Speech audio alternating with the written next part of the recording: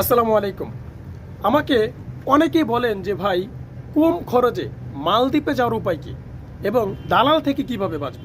কারণ মালদ্বীপে বর্তমান সময়ে কাজের অনেক চাহিদা রয়েছে এবং যাওয়ার রুলস বা সঠিক পথটা আমরা খুঁজে পাচ্ছি না। কিভাবে যাব মালদ্বীপে? প্রবাসী ভাইরা, আজকের এই ভিডিওতে মালদ্বীপের বিষয়ে কিছু বিস্তারিত এই ভিডিওতে আলোচনা করব, যা মালদ্বীপগামী সকল প্রবাসী ভাইদের জানা উচিত বলে আমি মনে করছি।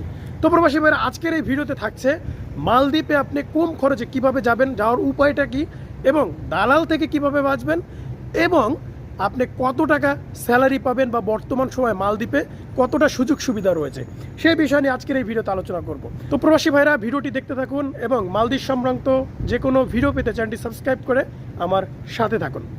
তো প্রবাসী ভাইরা দেখেন, বর্তমান সময়ে আমরা কিন্তু অনেকেই বিভিন্ন দেশে যেতে চাই, যেমন মালয়েশিয়া, মরিশাস এবং ইউরোপের অন্যান্য যে দেশগুলো রয়েছে। প্রবাসী ভাইরা, বর্তমান সময়ে মালদ্বীপে কিন্তু কাজের একটা চাহিদা রয়েছে এবং আমরা যদি সেই সঠিক মাধ্যমে সঠিক পথে যদি যে পৌঁছাতে পারি, তখন কিন্তু আমরা ভালো কিন্তু একটা ইনকাম করতে পারবো।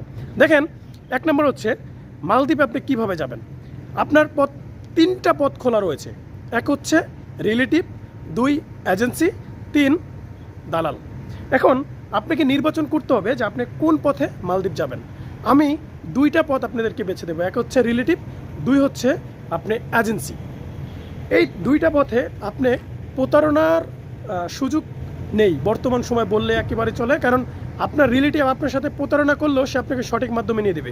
2 এজেন্সি আপনাকে কখনোই প্রতারণার শিকার হতে দেবে না। যদি আপনার নসিব খারাপ থাকে, যদি হয়েই থাকেন, তাহলে আপনাকে সেই টাকা পয়সা বা আপনার ক্ষয়ক্ষতি দেওয়ার চেষ্টা করবে। এবং যদি দালালদের হাতে প্রতারণার শিকার হন, তখন কিন্তু দালাল আপনাকে ক্ষয়ক্ষতি তো দূরের কথা, আপনাকে আরও শেষ করে দেওয়ার চিন্তা করবে। তো আমি 2টা নির্বাচন করতে বলবো। এক হচ্ছে রিলেটিভ, 2 হচ্ছে এজেন্সি। এই 2টার মাধ্যমে আপনি মালদ্বীপে যাবেন এবং কম খরচে, সবচেয়ে কম খরচে আপনি এজেন্সির মাধ্যমে যেতে পারবেন। রিলেটিভের মাধ্যমে মালদ্বীপে কম খরচে যাওয়ার কোনো পসিবল নয়। যদি আপন একেবারে কাছের বাপ বা ভাই, এই 2টা মাধ্যম ছাড়া মালদ্বীপে রিলেটিভের ভিতরে কখনোই কম খরচে যাওয়া সম্ভব না। বর্তমান সময়ে আপনি কম খরচে যেতে চাইলে সবচেয়ে কম খরচে সেটা হচ্ছে এজেন্সি বা সরকারি রিক্রুটেড এজেন্সির মাধ্যমে আপনি মালদ্বীপে যেতে পারবেন। এই প্রশ্নটা গেল যে মালদ্বীপে আমরা কীভাবে যাব। এখন বর্তমান সময়ে যেই কথাটা, সেটা হচ্ছে যে দালাল থেকে কিভাবে বাঁচবেন। দেখেন, বর্তমান সময়ে মালদ্বীপে কিন্তু ভালো একটা চাহিদা রয়েছে এবং কাজের জন্য অনেক লোক নিচ্ছে। আমরা যেখানে রয়েছি এই জায়গা থেকেও মালদ্বীপে বর্তমান সময়ে লোক নিচ্ছে, বাংলাদেশ থেকেও লোক নিচ্ছে। এখন বর্তমান সময়ে মালদ্বীপে দালাল থেকে কিভাবে বাঁচবো। দেখেন, অনেক দালাল বলবে যে ভাই, আপনাকে মালদ্বীপে নিয়ে যাওয়া হবে, 50 থেকে 60-70 হাজার টাকা বেতন দেওয়া হবে, আপনাকে এই সেই ভক্কর চক্কর, মানে নানান লোভ দেখাবে। তো দালালরা সবসময় লোভ বা প্রতারণার ফাঁদে আপনাকে ফালানোর চেষ্টা করবে এবং অবিশ্বাস্য কিছু অফার দিবে, যা কখনোই আপনার দ্বারা বা আপনার মাধ্যমে এটা সম্ভব নয়। ধরেন, আপনি কামাতে পারেন 30 হাজার টাকা, কিন্তু মালদ্বীপে নিবে আপনাকে 50 থেকে 60 হাজার টাকা, 70 হাজার টাকা ইনকামের কথা বলবে। তো আপনার ধারণা হয়ে যাবে যে আমি তো এই টাকার যোগ্য না। তো এইভাবে দালালদের প্রতারণার ফাঁদ থেকে আপনি বেঁচে যাবেন।